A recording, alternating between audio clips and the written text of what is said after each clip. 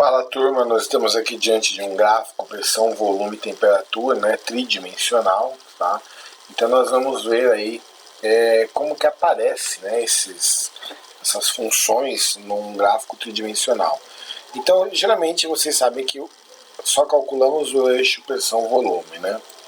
Então quando você coloca o eixo pressão-volume, a ideia que você tem, né, olhando, é que as isobáricas, né, que são essas amarelas aí, elas sempre são o quê? Retas, né? São retas, olhando elas assim, ó. Assim já fica melhor para vocês visualizarem, ó. Elas são retas em relação ao que? Ao eixo dos volumes, né? Ó.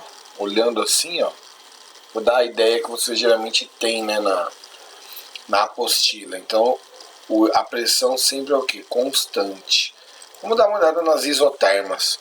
As isotermas vocês enxergam ela dessa forma, né? Ó. Vou colocar o eixo 00 aqui.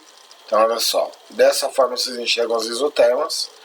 E a gente sempre fala que quanto mais afastado desse ponto, maior é a isoterma. Mas vamos ver por que elas são. Ó. Vamos pegar o eixo da temperatura, que é esse verde aqui. Ó.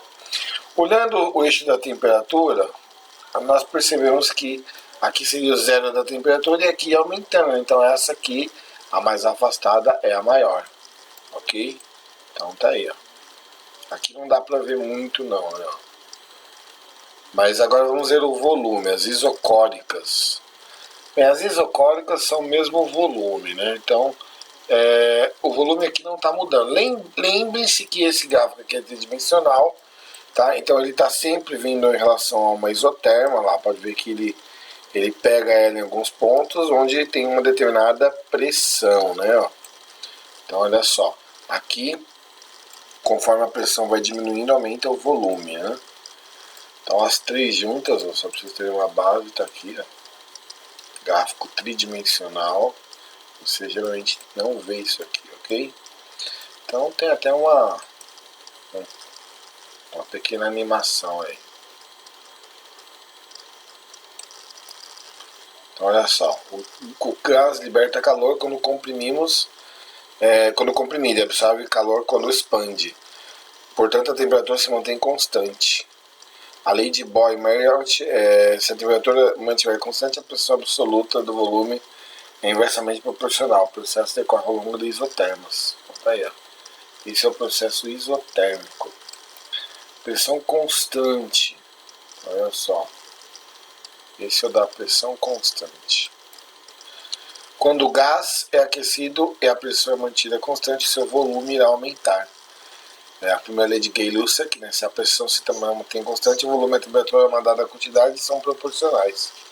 O processo decorre ao longo de isobáricas. Tá aí. Ok? Então vocês veem que ele está aquecendo, né? Olha só, está aumentando aí o. Vamos tirar essa parte aqui. Olha só o gráfico. Certo? Esse gráfico é temperatura, volume, tá bom? Às vezes não aparece assim nos exercícios, mas é para vocês terem uma base de como que vem. E o volume constante, vamos lá. Olha lá. Ele te deu agora o gráfico. Deixa eu tirar essa parte aqui. Ó. Gráfico de pressão, temperatura, entendeu? Já que o volume é constante, ele está colocando em função dos outros dois gráficos. Tá aqui. Então vai dar uma equação de primeiro grau, né, basicamente.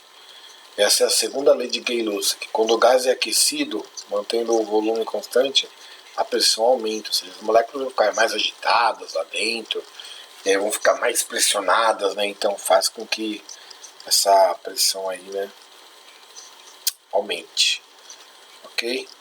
Então tá aí, turminha, uma pequena animação para vocês darem uma olhada como que a gente imagina, né, as funções matemáticas em relação aos três estados, as três variáveis fundamentais dos gases, que é a pressão, volume e a temperatura.